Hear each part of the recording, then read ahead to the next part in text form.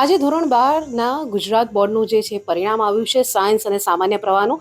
ખેડા જિલ્લાની વાત કરીએ તો ખેડા જિલ્લામાં એક ઘણા વર્ષોથી રિક્ષા ચલાવીને ગુજરાન ચલાવતા પરિવારનો એક દીકરો જે છે ધ્રુવ રાવળ એ આ વખતની જે 12 સાયન્સની પરીક્ષા છે એમાં એમણે ઝળહળતું પરિણામ મેળવ્યું છે. આપણે એમના પરિવાર સાથે અત્યારે અહીંયા પહોંચ્યા છે. એમના પરિવારમાં એમના માતા, બહેનો, બહેન અને ભાઈ પણ છે. આપણે એમની સાથે વાત કરીશું. સૌપ્રથમ તો આપણે ધ્રુવ સાથે વાત કરીશું. ધ્રુવ, 12 સાયન્સનું પરિણામમાં ઝળહળતી સફળતા, સૌપ્રથમ તો કોંગ્રેચ્યુલેશન. Thank you. શું કહેશો, કેવી રીતની મહેનત કરીને આ સફળતા તમને મળી? આખું પરિણામથી તો પહેલાં હું ખૂબ ખૂબ આભાર માનું છું માતાજીનો, માતા પિતાનો, પરિવારજનોનો અને વિઝન સ્કૂલ ઓફ સાયન્સનો, કે એમને મને ભણાયો, સલાહ આપી, ઇન્સ્પિરેશન રૂપ બન્યા. એના માટે હું એમનો આભાર માનીશ. તૈયારીઓ વખતે કોઈ તકલીફ પડી, ટ્યુશન રાખવાની જરૂર પડી, કે તૈયારી કેવી રીતના કરી આ પરિણામ મેળવવા માટે? આ રિઝલ્ટ માટે મેં પૂરા દિવસના 10 થી 12 કલાક ભણ્યો છું, વાંચ્યું છે, ખૂબ જ મહેનત કરી છે, પેપર સોલ્વ કર્યા છે, વિઝન સ્કૂલ ઓફ સાયન્સના શિક્ષકોની સલાહ માની છે, એમનું ટાઈમ ટેબલ ફોલો કર્યું છે. ડિસ્ટ્રેક્શનની વાત કરું તો પ્રથમ આવે તો ફોન, જે સોશિયલ મીડિયાથી હું દૂર રહ્યો છું. અને બીજા સ્ટુડન્ટની બી હું કહીશ કે એ દૂર રહે, કારણ કે મોબાઈલ એ દાનવ બી કહી શકાય અને દેવ બી કહી શકાય. જ્યારે બી યુઝ કરતો હું ફોનનો, જ્યારે કોઈ કામ માટે યુઝ કરતો અથવા કોઈ ભણવાનું વસ્તુ છે એ જોતો, અને આ માટે મેં ખૂબ જ મહેનત કરી છે. આગળ અત્યારે જે પરિણામ આવ્યું છે એના પછી આગળ ગોલ શું છે, શું બનવું છે આગળ? અત્યારે તો જાણો જ છો કે કમ્પ્યુટરનો કેવો ક્રેઝ ચાલુ રહ્યો છે, એઆઈ સિસ્ટમ કેટલું આગળ વધ્યું છે, ટેકનોલોજી ખૂબ જ આગળ વધી છે.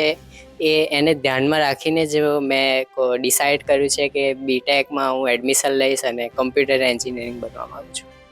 ફાધર રિક્ષા ચલાવીને ગુજરાન ચલાવી રહ્યા છે. કોઈ એવી તકલીફ પડી ભણવામાં કે કંઈ એવું? 25 વર્ષથી મારા પપ્પા છે એ રિક્ષા ચલાવે છે. એમને હું કહું તો મારા ઇન્સ્પાયર એ જ છે, કારણ કે એમને જે વેઠ્યું છે, જે રીતે મહેનત કરે છે, એની એ રીતથી તો મારા ઇન્સ્પાયર સૌથી મોટા એ જ કહેવાય. અને એમના ઇન્સ્પાયરથી જ હું આજે આ રિઝલ્ટ સુધી પહોંચ્યો છું. ચોક્કસ ધ્રુવના ફાધર પણ આપણી સાથે છે. આપણે એમની સાથે વાત કરીશું. શું કહેશો? પહેલા તો કોંગ્રેચ્યુલેશન કે આપના દીકરાએ ઝળહળતી સફળતા મેળવી છે 12 સાયન્સમાં. કેવી રીતનું રહ્યું આખી જર્ની અત્યાર સુધીને, શું કહેશો? જર્ની તો સરસ રહી છે. જે છોકરા અત્યારે રિઝલ્ટ જે ખેડા ટોપર લાવ્યા છે. કેવી મહેનત હતી ધ્રુવની? ધ્રુવની તો મહેનત બહુ જ હતી. છેલ્લા 12-13 કલાકની મહેનત, સ્કૂલને આવીને ભણવાનું બરાતે 12 વાગ્યા લગી. તમને ખાસ કેવી તકલીફો પડી? કારણ કે દિવસ રાત તમે રિક્ષા ચલાવીને જ્યારે તમે તમારું પરિવાર માટે કરતા હોય અને જ્યારે જુઓ છો કે બાળક આટલું સારું પરિણામ લાવે છે. તકલીફ તો પડી છે. હું સવારે 25 સુધી રિક્ષા ચલાવું. સવારે 6 વાગે નીકળું, રાતે 8 વાગે આવું, કરી જમવાય ના આવું, એ રીતે તકલીફ. અને એ તકલીફમાં છોકરાઓએ સાથ આપ્યો છે, એ લોકોને ભણતર રીતે, કે અમુક ખર્ચા મોજશોખ છોકરાએ ઓછા કર્યા છે. જે પપ્પા શું જ કરે છે એ પ્રમાણે છોકરાએ મોજશોખ એ કર્યું છે. એટલે ચોક્કસથી ધ્રુવના મમ્મી પણ છે જે આપણી સાથે છે. આપણે ધ્રુવના મમ્મી સાથે વાત કરીશું. શું કહેશો દીકરાની સફળતા વિશે? સૌપ્રથમ તો કોંગ્રેચ્યુલેશન્સ કે આપનો દીકરો આટલી સરસ સફળતા પ્રાપ્ત કરી છે. શું કહેશો? પહેલેથી જ હતું કે ધ્રુવ લાવશે આટલા પર્સન્ટેજ? હા, અમને વિશ્વાસ હતો ધ્રુવ પર, અને એને પપ્પા પણ બહુ મહેનત કરે છે. છેલ્લા 25-27 વર્ષથી રિક્ષા ચલાવે છે, ઓટો. અમે અમારું ગુજરાન અમારું બહુ એટલી મોટી પરિસ્થિતિ નથી, છતાં અમે અમારા બાળકોને ભણાવીએ છીએ.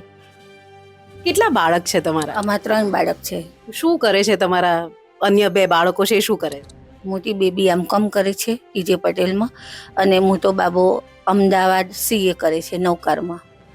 તમને હતું કે ધ્રુવ મારો દીકરો જે છે એ ટોપ કરશે આ વખતે 12 સાયન્સમાં? મને વિશ્વાસ તો હતો જ કે લાવશે જ, અને લાવી દીધા. મને વિશ્વાસ તો હતો જ.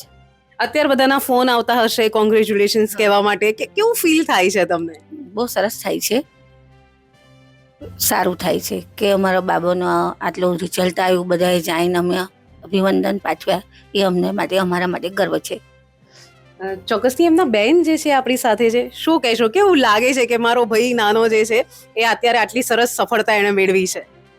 સારું ફીલ થાય છે અને ગર્વની એક વાત છે કે જે અમે 3 ભાઈ બહેને મહેનત કરી અને મારા પપ્પાનું જોયું એ રીતે અમે આ મહેનત કરીને આજે અમે એમને ગર્વ અનુભવાયો એ અમારા માટે બહુ સારી વાત છે. અને ખાસ કરીને ધ્રુવને એટલો અમે પણ સપોર્ટ કર્યો છે ભણવાની બાબતે અને આજે અમને પણ એને સપોર્ટનું અમે આપ્યો અને એને અમને વળતરમાં એમને રિઝલ્ટ એને અમને આપ્યું એ બહુ ગર્વની વાત છે. ચોક્કસથી રિઝલ્ટ જે આપ્યું છે, આપણે એમના પરિવારના અન્ય સભ્યો પણ છે, આપણે એમની સાથે વાત કરીશું. તમારું નામ શું છે ને તમે ધ્રુવ તમારે શું થાય? મારું નામ ઉષાબેન છે અને ધ્રુવ મારા મોટા ભાઈનો દીકરો થાય છે અને અમને ખૂબ જ ગર્વનો અનુભવ થાય છે કે અમારા ઘરનો એક છોકરો ટોપર બન્યો છે.